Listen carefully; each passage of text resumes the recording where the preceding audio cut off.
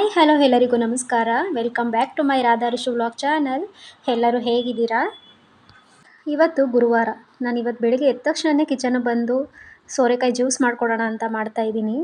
ಈ ಸೋರೆಕಾಯಿ ಜ್ಯೂಸ್ ಮಾಡೋಕ್ಕೆ ಮುಂಚೆ ಇದರಿಂದ ನಮ್ಗೆ ಏನೆಲ್ಲ ನಮ್ಮ ಆರೋಗ್ಯಕ್ಕೆ ಬೆನಿಫಿಟ್ ಸಿಗುತ್ತೆ ಅಂತ ನೋಡೋಣ ಬನ್ನಿ. ಇದು ಬಂದು ಶೀತ ಅಂತ ಹೇಳ್ಬೋದು. ಈ ಸೋರೆಕಾಯಿ ಏನಿದೆ ಇದು ನಮ್ಮ ಬಾಡಿಗೆ, ಹಾಗೆ ಇದನ್ನು ಬಳಸೋದ್ರಿಂದ ಪಿತ್ತ ಆಗಿರ್ಬೋದು, ವಾಂತಿ ಆಗಿರ್ಬೋದು, ಇದನ್ನೆಲ್ಲ ಕಡಿಮೆ ಮಾಡುತ್ತೆ ಇದು. ಮತ್ತು ಡೈಜೆಷನ್ ಕೂಡ ಆರಾಮಾಗುತ್ತೆ ಅಂತ ಹೇಳ್ಬೋದು. ಇದರಲ್ಲಿ ನೀರಿನ ಪ್ರಮಾಣ ಹೆಚ್ಚಾಗಿದ್ದು ನಮ್ಮ ಹೃದಯಕ್ಕೆ ಬರುವಂಥ ಕಾಯಿಲೆಗಳನ್ನ ಇದು ಕಡಿಮೆ ಮಾಡುತ್ತೆ. ಹಾಗೆ ಈ ಸೋರೆಕಾಯಿ ಬಳಸೋದ್ರಿಂದ ನಮಗೆ ಬರೋ ಹಲವಾರು ರೋಗಗಳನ್ನು ಕೂಡ ಇದು ಕಡಿಮೆ ಮಾಡುತ್ತೆ ಅಂತಲೇ ಹೇಳ್ಬೋದು. ಇದರಲ್ಲಿ ಐರನ್ ಕಂಟೆಂಟು ಜೊತೆಗೆ ಬೇರೆ ಬೇರೆ ವಿಟಮಿನ್ಗಳು ಇದರಲ್ಲಿ ಸಾಕಷ್ಟು ಹೆಚ್ಚಾಗಿದೆ. ಹಾಗೆ ವೆಯ್ಟ್ ಲಾಸ್ ಮಾಡೋರು ಕೂಡ ಇದನ್ನು ಆರಾಮಾಗಿ ಬಳಸ್ಬೋದು ಜ್ಯೂಸ್ ಮಾಡ್ಕೊಂಡು ಕುಡಿಯೋದ್ರಿಂದ. ಇದರಲ್ಲೆಲ್ಲ ಮೇಯ್ನ್ ಹೇಳಬೇಕು ಅಂತಂದರೆ ಯಾರಿಗೆಲ್ಲ ಕೂದಲು ಉದುರುತ್ತಾ ಇದೆಯೋ ಅವ್ರಿಗೂ ಕೂಡ ಇದು ತುಂಬಾ ಒಳ್ಳೆಯದು ಇದು ಬಳಸೋದ್ರಿಂದ ಅಂತಲೇ ಹೇಳ್ಬೋದು. ಇದನ್ನು ಯಾವ ರೀತಿಯಪ್ಪ ನಾವು ತಗೊಳ್ಳೋದು ದೇಹಕ್ಕೆ ಅಂತ ಅನ್ನೋದಾದರೆ, ಮೊದಲನೇದಾಗಿ ನಾವು ಜ್ಯೂಸ್ ಮಾಡ್ಕೊಂಡು ಕುಡಿಬೋದು ಜ್ಯೂಸ್ ರೂಪದಲ್ಲಿ. ಅದು ಇಲ್ಲ ಅಂತಂದರೆ ಸೋರೆಕಾಯಿ ಪಲ್ಯ ಆಗಿರ್ಬೋದು ಅಥವಾ ಸೋರೆಕಾಯಿ ಸಾಗು ಆಗಿರ್ಬೋದು, ಇದನ್ನೆಲ್ಲ ನಾವು ಚಪಾತಿ ಅಥವಾ ದೋಸೆ ಪೂರಿಗೆಲ್ಲ ಕಾಂಬಿನೇಷನ್ ಸಖತ್ತಾಗಿರುತ್ತೆ. ನಾನು ಕೂಡ ಮಾಡ್ತಾ ಇರ್ತೀನಿ ಅವಾಗವಾಗ ಇದನ್ನು.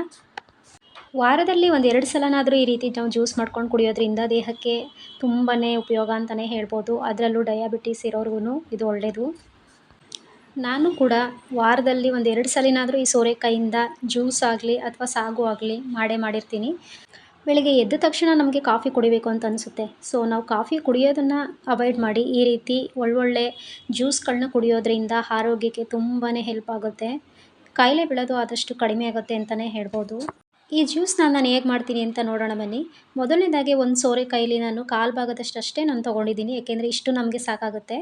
ತೊಳ್ಕೊಂಡು ಅದನ್ನು ಮಧ್ಯ ಕಟ್ ಮಾಡಿಕೊಂಡು ಅದು ತಿರುಳು ಏನಿದೆ ಮಧ್ಯ ಅದು ಫುಲ್ಲು ಎಳ್ಸಾಗಿದ್ದರೆ ನಾನು ಅದು ತೆಗೆಯೋಕ್ಕೆ ಹೋಗಲ್ಲ, ಅದನ್ನು ಸೇರಿಸೇ ಕಟ್ ಮಾಡ್ಕೊತೀನಿ. ಅಕಸ್ಮಾತ್ ಏನಾದರೂ ಅದನ್ನು ಬಲ್ತಿದೆ ಅಂತ ಅನಿಸಿದ್ರೆ ಮಾತ್ರ ಒಳಗಡೆ ಇರೋ ತಿರುಳನ್ನ ತೆಗೆದು ಸಣ್ಣ ಸಣ್ಣ ಪೀಸ್ಗಳಾಗಿ ಕಟ್ ಮಾಡಿ ಇಟ್ಕೊತೀನಿ.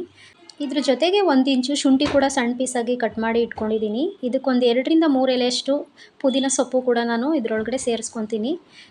ಇದನ್ನೆಲ್ಲ ಮಿಕ್ಸಿ ಜಾರ್ಗೆ ಹಾಕ್ಕೊಂಡು ಒಂದು ಅರ್ಧ ಲೋಟದಷ್ಟು ನೀರು ಹಾಕಿ ಇದನ್ನು ನುಣ್ಣಗೆ ನಾನು ರುಬ್ಕೊತಾ ಇದ್ದೀನಿ. ಜೊತೆಗೆ ಉಪ್ಪು ಕೂಡ ನಾನು ಸೇರಿಸಿದ್ದೀನಿ ಲೈಟಾಗೆ, ನೋಡ್ತಾ ಇರ್ಬೋದು ನೀವೇ.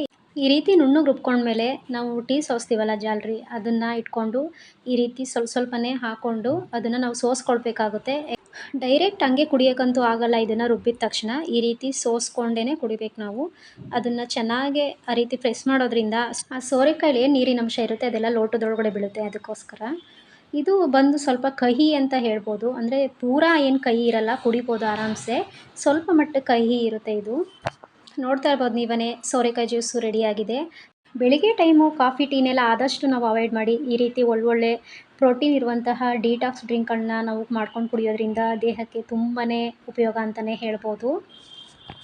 ಇನ್ನು ಥರ್ಸ್ಡೇ ಇವತ್ತು ನನ್ನ ಮಗನ ಬರ್ಡೇ ಕೂಡ ಇತ್ತು. ಇವತ್ತು ಗ್ರ್ಯಾಂಡಾಗಿ ಏನು ಸೆಲೆಬ್ರೇಟ್ ಮಾಡಿಲ್ಲ ಈ ವರ್ಷ, ಸಿಂಪಲಾಗಿ ಒಂದು ಕೇಕ್ ಕಟ್ ಮಾಡಿಸಿದ್ವಿ ಅಷ್ಟೇ. ಹಾಗೆ ಜೊತೆಗೆ ಇವತ್ತು ಅಪರೂಪಕ್ಕೆ ಅಕ್ಕ ಭಾವ ಮತ್ತು ಅಕ್ಕನ ಮಗನೂ ಕೂಡ ಬಂದಿದ್ದರು ಮನೆಗೆ. ಕ್ಯಾಂಡಲ್ ಕೂಡ ನನ್ನ ಮಗ ಹಚ್ಚಕ್ಕೆ ಹೋಗಿಲ್ಲ, ಕೈ ಸುಟ್ಕೊಂಡ. ಏಕೆಂದರೆ ಯಾವಾಗಲೂ ನಾವೇ ಹಚ್ಚಿಸ್ತಿದ್ವಿ, ಹಂಗಾಗಿ ಅದಕ್ಕೆ ನನ್ನ ಹಸ್ಬೆಂಡ್ ಎಲ್ಲ ಕ್ಯಾಂಡಲ್ನ ಅವರೇ ಹಚ್ಚಿ ಹೆಲ್ಪ್ ಮಾಡ್ತಾಯಿದ್ರು ಅವನಿಗೆ.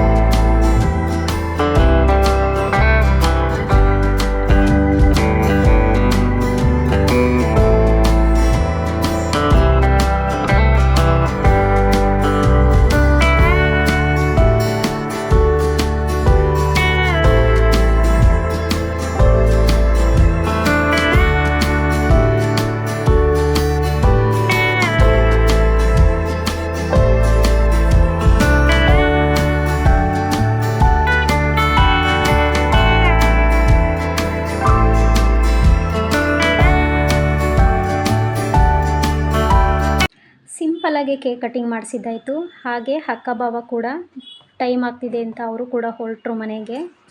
ಅವ್ರು ಹೋದ್ಮೇಲೆ ನಾವು ಕೂಡ ಊಟ ಎಲ್ಲ ಮುಗಿಸ್ಕೊಂಡು ನಂತರ ಇದು ಪಾರ್ಟಿ ಪಾಪರ್ ಏನಿದೆ ಅದು ಹೊಡೆದ ತಕ್ಷಣ ಮನೇಲೆಲ್ಲ ಎಷ್ಟು ಹರಡ್ಬಿಡುತ್ತೆ ಅಂತ ನಿಮಗೆ ಗೊತ್ತೇ ಇರುತ್ತೆ. ಇದನ್ನು ಹೊಡೆಯುವಾಗ ಎಷ್ಟು ಖುಷಿ ಇರುತ್ತೋ ಹಾಗೆ ಕ್ಲೀನ್ ಮಾಡಬೇಕಾದ್ರೂ ಅಷ್ಟೇ ತಲೆನೋವಿರುತ್ತೆ ಅಂತ.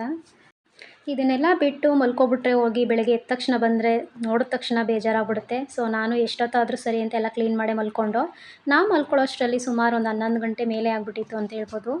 ಇದು ಶುಕ್ರವಾರದ ಬೆಳಿಗ್ಗೆ ಹುಡುಗರು ಕೂಡ ಸ್ಕೂಲಿಗೆ ಹೋಗಿದ್ದಾಯಿತು. ನಾನು ಕೂಡ ಬ್ರೇಕ್ಫಾಸ್ಟ್ ಎಲ್ಲ ಮುಗಿಸಿ ಉಪ್ಪಿನಕಾಯಿ ಹಾಕೊಳ್ಳೋಣ ಅಂತ ಎತ್ತಿಕ್ಕಿದ್ದೆ ನಾನು ಈ ರೀತಿ ಕಟ್ ಮಾಡಿ ಅದಕ್ಕೆಲ್ಲ ರೆಡಿ ಮಾಡ್ಕೊಂಡಿದ್ದೀನಿ. ಇದಕ್ಕೆ ನಾನು ಒಂದು 5ರಿಂದ 6 ಹಸಿಮೆಣಸಿಕಾಯಿ, ಕರಿಬೇವಿನ ಸೊಪ್ಪು, ಒಂದು 2 ಗೆಡ್ಡೆ ಬೆಳ್ಳುಳ್ಳಿ, ಹಾಗೆ ಸಾಸಿವೆ, ಮೆಂತ್ಯ, ಸ್ವಲ್ಪ ಅರಿಶಿಣದ ಪುಡಿ, ಹಾಗೆ ಅಚ್ಚ ಖಾರದ ಪುಡಿ, ರುಚಿಗೆ ತಕ್ಕಷ್ಟು ಉಪ್ಪು ತೊಗೊಂಡಿದ್ದೀನಿ. ಸುಮಾರು ಒಂದು 6ರಿಂದ ಒಂದು 7 ನಿಂಬೆಹಣ್ಣು ಇತ್ತು ಅಂತ ಅನಿಸುತ್ತೆ. ಅದನ್ನು ಕಟ್ ಮಾಡಿ ನಾನು ಉಪ್ಪೊಳಗಡೆ ಹಾಕಿ ಒಂದು 3 ದಿನ ಬಿಟ್ಟಿದ್ದೆ. ಚೆನ್ನಾಗಿ ಅದು ಉಪ್ಪೊಳಗಡೆ ಬೇಯುತ್ತಲ್ವ ಅದಕ್ಕೋಸ್ಕರ.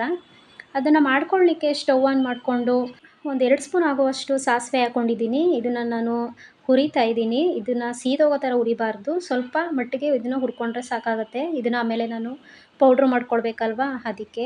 ಇದ್ರ ಜೊತೆ ಒಂದು 2 ಸ್ಪೂನ್ ಆಗುವಷ್ಟು ಮೆಂತ್ಯ ಕೂಡ ನಾನು ಹುರ್ಕೊತಾ ಇದ್ದೀನಿ. ಅದು ಲೋ ಫ್ಲೇಮಲ್ಲೇ ಇಟ್ಕೊಂಡು ಹುರಿಬೇಕು, ಮೆಂತ್ಯ ಬೇಗ ಸೀದೋಗ್ಬಿಡುತ್ತೆ. ಇದನ್ನು ಕೂಡ ರೋಸ್ಟ್ ಮಾಡಿದ್ಮೇಲೆ ಇದನ್ನು ನಾನು ಒಂದು ಕುಟಾಣಿಗೆ ಹಾಕ್ಕೊಂಡು ಕುಟ್ಕೊತಾ ಇದ್ದೀನಿ ಪೌಡ್ರ್ ಮಾಡ್ಕೊಳ್ಳೋಕ್ಕೆ. ಇದನ್ನು ನಾವು ಜಾರ್ಗೆ ಹಾಕಿದ್ರೆ ಏನಾಗುತ್ತೆ ಅಂದರೆ ಕಡಿಮೆ ಕ್ವಾಂಟಿಟಿ ಇದ್ದರೆ ಜಾರಲ್ಲಿ ಬೇಗ ರುಬ್ಬಲ್ಲ, ಪೌಡ್ರ್ ಆಗೋಲ್ಲ ಬೇಗ. ಅದಕ್ಕೋಸ್ಕರ ಈ ಕುಟಾಣಿ ಒಳಗಡೆ ಹಾಕ್ಕೊಂಡು ನುಣ್ಣಗೆ ನಾನು ಕುಟ್ಕೊತಾ ಇದ್ದೀನಿ, ಪೌಡ್ರ್ ಮಾಡಿಕೊಂಡೆ. ಹಾಗೆ ಒಂದು ಸ್ಟವ್ ಮೇಲೆ ನಾನು ಒಂದು ಬಾಣಲೆನ ಇಟ್ಕೊಂಡಿದ್ದೀನಿ. ಇದಕ್ಕೆ ನಾನು ಒಂದು 4ರಿಂದ 5 ಸ್ಪೂನ್ ಆಗುವಷ್ಟು ಆಯಿಲ್ ಹಾಕ್ಕೊತಾ ಇದ್ದೀನಿ, ಕುಕ್ಕಿಂಗ್ ಆಯಿಲ್ನ. ಆದಷ್ಟು ಉಪ್ಪಿನಕಾಯಿಗೆ ಎಣ್ಣೆ ಹಾಕ್ಕೊಂಡ್ರೆ ತುಂಬಾ ಟೇಸ್ಟಾಗಿ ಬರುತ್ತೆ. ಹಾಗೆ ಬೇಗ ಕೂಡ ಹಾಳಾಗಲ್ಲ ಉಪ್ಪಿನಕಾಯಿ. ನಾವು ತಿಂಗಳಾರ್ಗಟ್ಟಲೆ ಸ್ಟೋರ್ ಮಾಡಿ ಇಟ್ಕೊಬೋದು, ಫ್ರಿಡ್ಜಲ್ಲಾದರೂ ಇಟ್ಕೊಬೋದು ಅಥವಾ ಹೊರಗಡೆ ಕೂಡ ನಾವು ಇಟ್ಕೊಂಡು ಬಳಸ್ಕೊಬೋದು. ಮತ್ತು ಇನ್ನೊಂದು ಏನಪ್ಪ ಅಂದರೆ ನಾವು ಉಪ್ಪಿನಕಾಯಿ ಮಾಡಬೇಕಾದ್ರೆ ಯಾವುದೇ ಕಾರಣಕ್ಕೂ ಒಂದು ಚೂರು ನಾವು ನೀರನ್ನ ಮಿಕ್ಸ್ ಮಾಡ್ಕೋಬಾರ್ದು. ನೀರನ್ನು ಮಿಕ್ಸ್ ಮಾಡಿ ಮಾಡ್ಕೊಳ್ಳೋದ್ರಿಂದ ಬೇಗ ಉಪ್ಪಿನಕಾಯಿ ಹಾಳಾಗುತ್ತೆ, ನಾವು ಸ್ಟೋರ್ ಮಾಡಿ ಇಟ್ಕೊಂಡು ಯೂಸ್ ಮಾಡೋಕ್ಕಾಗಲ್ಲ. ಅದಕ್ಕೋಸ್ಕರ ಈ ಎಣ್ಣೆ ಕಾಯ್ದ ನಂತರ ನಾನಿಲ್ಲಿ ಸಾಸಿವೆ ಹಾಕ್ಕೊಂಡಿದ್ದೀನಿ. ಈ ಸಾಸಿವೆ ಸಿಡಿದ ನಂತರ ಇದಕ್ಕೆ ನಾನು ಕಟ್ ಮಾಡಿ ಇಟ್ಕೊಂಡಿರುವಂಥ ಹಸಿಮೆಣಸಿಕಾಯಿನ ಹಾಕ್ಕೊತಾ ಇದ್ದೀನಿ. ಇದು ಹಾಕ್ಕೊಂಡ್ಮೇಲೆ ಪಟ ಪಟ ಅಂತ ಸಿಡಿಯುತ್ತೆ, ನಾವು ದೂರ ನಿಂತ್ಕೊಂಡು ಹಾಕ್ಕೊಂಡ್ರೆ ಸೇಫ್ಟಿ. ಒಬ್ಬೊಬ್ಬರು ಏನು ಮಾಡ್ತಾರೆ ಅಂದರೆ ನಾವು ಉಪ್ಪಿನಕಾಯಿ ಎಲ್ಲ ಕಟ್ ಮಾಡಿ ಬಾಕ್ಸ್ಗೆ ಹಾಕಿಡ್ತೀವಲ್ಲ ಉಪ್ಪೆಲ್ಲ ಸೇರಿಸಿ, ಆ ಟೈಮಲ್ಲೇ ಹಸಿಮೆಣಸಿಕಾಯಿ ಕೂಡ ಸೇರಿಸ್ಕೊಂಡಿರ್ತಾರೆ. ನಾನು ಹಂಗೆ ಮಾಡಿರಲಿಲ್ಲ, ಅದಕ್ಕೆ ಇವಾಗ ಸೇರಿಸ್ಕೊಂಡಿದ್ದೀನಿ. ನಂತರ ಇದಕ್ಕೆ ನಾನು 2 ಗೆಡ್ಡೆ ಬೆಳ್ಳುಳ್ಳಿ ಬಿಡಿಸಿಟ್ಕೊಂಡಿದ್ನಲ್ವ, ಪಪ್ ಮಾಡ್ಕೊಂಡಿದ್ದೆ, ಅದನ್ನು ಕೂಡ ಹಾಕ್ಕೊಂಡು ಫ್ರೈ ಮಾಡ್ಕೊತಾ ಇದ್ದೀನಿ ಲೋ ಫ್ಲೇಮಲ್ಲೇ ಇಟ್ಕೊಂಡು. ಇದು ಫ್ರೈ ಆಗ್ತಿದ್ದಂಗೆ ತೊಳೆದಿಟ್ಕೊಂಡಿರುವಂತಹ ಕರಿಬೇವಿನ ಸೊಪ್ಪನ್ನು ಕೂಡ ನಾನಿಲ್ಲಿ ಸೇರಿಸ್ಕೊಂಡು ಫ್ರೈ ಮಾಡ್ಕೊತಾ ಇದ್ದೀನಿ. ಕರಿಬೇವಿನ ಸೊಪ್ಪಿನ ಘಮನೇ ಉಪ್ಪಿನಕಾಯಿಗೆ ಟೇಸ್ಟ್ ಬರೋದು ಅಂತ ಹೇಳ್ಬೋದು. ನಾನು ಕೂಡ ಅಲ್ಲಲ್ಲೇ ಗ್ಯಾಸ್ ಕೂಡ ನಾನು ಒರೆಸ್ಕೊತಾ ಇದ್ದೀನಿ, ಯಾಕೆಂದರೆ ಉಪ್ಪಿನಕಾಯಿಂದೆಲ್ಲ ಆರಿಬಿಟ್ಟಿರುತ್ತೆ ಎಣ್ಣೆ ಗ್ಯಾಸ್ ಮೇಲೆಲ್ಲ, ಅದಕ್ಕೆ. ಹಾಗೆ ನೋಡ್ತಾ ಇರ್ಬೋದು ನೀವು, ನಾನು ಇದರಲ್ಲಿ 1 ಕಪ್ ಆಗುವಷ್ಟು ನಿಂಬೆಹಣ್ಣ ನೆನೆ ಹಾಕ್ಕೊಂಡು ಇಟ್ಕೊಂಡಿದ್ದೆ 2 ದಿನದ ಮುಂಚೆನೇ ಉಪ್ಪು ಹಾಕಿ. ಅದನ್ನು ಕೂಡ ಇಲ್ಲಿ ನಾನು ಸೇರಿಸ್ಕೊಂಡಿದ್ದೀನಿ. 6ರಿಂದ 7 ನಿಂಬೆಹಣ್ಣಿಗೆ ಇಷ್ಟು ಉಪ್ಪಿನಕಾಯಿ, ಒಂದು ಬಟ್ಟಲಷ್ಟು ಉಪ್ಪಿನಕಾಯಿ ನನಗೆ ಆಗಿತ್ತು. ನಂತರ ಇದ್ರ ಜೊತೆ ಕಲರ್ಗೋಸ್ಕರ ಒಂದು 2 ಸ್ಪೂನ್ ಆಗೋಷ್ಟು ಅರಿಶಿಣದ ಪುಡಿ ಹಾಕ್ಕೊಂಡಿದ್ದೀನಿ. ಇದ್ರ ಜೊತೆ ಅಚ್ಚ ಖಾರದ ಪುಡಿನೂ ನಾನು ಸೇರಿಸ್ಕೊಂಡಿದ್ದೀನಿ. ನಮಗೆ ಖಾರ ಕಡಿಮೆ ಬೇಕು ಅಂದರೆ ಸ್ವಲ್ಪ ಆ್ಯಡ್ ಮಾಡ್ಕೊಳ್ಳಿ. ನನಗಿಲ್ಲಿ ಸ್ವಲ್ಪ ಖಾರ ಜಾಸ್ತಿ ಇರಲಿ ಅಂತ ನಾನಿಲ್ಲಿ ಒಂದು 4 ಸ್ಪೂನಷ್ಟು ಅಚ್ಚ ಖಾರದ ಪುಡಿನ ಸೇರಿಸ್ಕೊಂಡಿದ್ದೀನಿ. ಹಾಗೆ ಲೈಟಾಗಿ ಸ್ವಲ್ಪ ಸಪ್ಪೆ ಅಂತ ಅನ್ನಿಸ್ತು ನನಗೆ, ಅದಕ್ಕೆ ಮತ್ತೆ ನಾನು ಉಪ್ಪನ್ನ ಆ್ಯಡ್ ಮಾಡ್ಕೊಂಡಿದ್ದೀನಿ. ಇದನ್ನೆಲ್ಲ ಸೇರಿಸ್ಕೊಂಡು ಚೆನ್ನಾಗಿ ಫ್ರೈ ಮಾಡ್ಕೊಬೇಕು, ಎಲ್ಲ ಉಪ್ಪಿನಕಾಯಿಗೂ ಚೆನ್ನಾಗಿ ಮಸಾಲೆ ಸೆಟ್ ಆಗೋ ಥರ. ನಾನು ಕೂಡ ಒಂದು 2ರಿಂದ 3 ನಿಮಿಷ ಎಣ್ಣೆಲೇ ಚೆನ್ನಾಗಿ ಫ್ರೈ ಮಾಡ್ಕೊಂಡಿದ್ದೀನಿ, ಚೆನ್ನಾಗಿ ಬೆಂದಿದೆ. ನಂತರ ಇದ್ರ ಜೊತೆ ನಾವು ಆಗಲೇ ಏನು ಪೌಡ್ರ್ ಮಾಡಿ ಇಟ್ಕೊಂಡಿದ್ವಲ್ಲ ಮೆಂತ್ಯ ಮತ್ತು ಸಾಸಿವೆ ಪೌಡ್ರು, ಅದನ್ನು ಕೂಡ ನಾನು ಒಂದು 2ರಿಂದ 2.5 ಸ್ಪೂನ ನಾನಿಲ್ಲಿ ಸೇರಿಸ್ಕೊಂಡಿದ್ದೀನಿ. ಈ ಪೌಡ್ರೂ ಒಂಥರ ಟೇಸ್ಟ್ ಕೊಡುತ್ತೆ ಉಪ್ಪಿನಕಾಯಿಗೆ, ಹಾಗೆ ಬೇಗ ಹಾಳಾಗಲ್ಲ ಉಪ್ಪಿನಕಾಯಿ. ಇದನ್ನು ಕೂಡ ಸೇರಿಸ್ಕೊಂಡು ಚೆನ್ನಾಗಿ ಒಂದೇ 1 ನಿಮಿಷ ನಾನು ಲಾಸ್ಟಲ್ಲಿ ಮಿಕ್ಸ್ ಮಾಡಿಕೊಂಡು ಗ್ಯಾಸ್ನ ಆಫ್ ಮಾಡಿಕೊಂಡೆ. ನಮ್ಮ ಮನೇಲಿ ಉಪ್ಪಿನಕಾಯಿ ತಿನ್ನೋದು ನಾನು ಮತ್ತು ಮಕ್ಕಳಷ್ಟೇ, ಹಸ್ಬೆಂಡ್ ತಿನ್ನಲ್ಲ. ನಮಗಿದು ಒಂದು 15 ದಿನನಾದರೂ ಬಂದೇ ಬರುತ್ತೆ. ಅವಾಗವಾಗ ಈ ರೀತಿ ಮಾಡಿಕೊಂಡ್ರೆ ಫ್ರೆಶ್ಶಾಗಿ ಚೆನ್ನಾಗಿರುತ್ತೆ. ಸ್ಟೋರ್ ಮಾಡಿಕೊಂಡು ಇಟ್ಕೊಳ್ಳೋದ್ರಿಂದನೂ ಬೇಗ ಟೇಸ್ಟು ಬೇಗ ಹೋಗ್ಬಿಡುತ್ತೆ ಅಂತಲೇ ಹೇಳ್ಬೋದು. ಹಾಗೆ ಇದನ್ನು ತಣ್ಣಗಾಗಲಿಕ್ಕೆ ಬಿಟ್ಟು ನಾನು ಇದನ್ನು ಒಂದು ಬೌಲ್ಗೆ ಸರ್ವ್ ಮಾಡ್ತಾಯಿದ್ದೀನಿ, ಹಾಕ್ಕೊತಾ ಇದ್ದೀನಿ. ಇನ್ಸ್ಟೆಂಟಾಗಿ ನಮಗೆ ಯಾವಾಗ ಉಪ್ಪಿನಕಾಯಿ ತಿನ್ನಬೇಕು ಅನಿಸುತ್ತೋ ಆವಾಗ ಈ ರೀತಿ ನಾವು ಮಾಡ್ಕೊಬೋದು. ಉಪ್ಪಿನೊಳಗಡೆ ಬೇಯಾಕ್ಬಿಟ್ಟು ಒಂದು 2-3 ದಿನ ಬಿಟ್ಟು ಕೂಡ ನಾವು ಈ ರೀತಿ ಮಾಡ್ಕೊಬೋದು. ಇಲ್ಲ ಅಂದರೆ ನಾವು ಸಡನ್ನಾಗಿ ಮಾಡಬೇಕು ಅಂದರೆ ಆವಾಗಲೇ ಕೂಡ ನಾವು ಕಟ್ ಮಾಡಿ ಉಪ್ಪಿನಕಾಯಿನ ಹಾಕ್ಕೋಬೋದು. ಏನೇ ಊಟ ಇದ್ರೂ ಪಕ್ಕದಲ್ಲಿ ಉಪ್ಪಿನಕಾಯಿ ಇದ್ರೇ ರುಚಿ ಅಲ್ವಾ, ನೋಡಲಿಕ್ಕೂ ಚೆನ್ನಾಗಿರುತ್ತೆ. ಯಾವಾಗ ಬೇಕು ಆವಾಗ ನಮ್ಗೆ ಇನ್ಸ್ಟೆಂಟಾಗೆ ಮಾಡ್ಕೋಬೋದು ಉಪ್ಪಿನಕಾಯಿನ.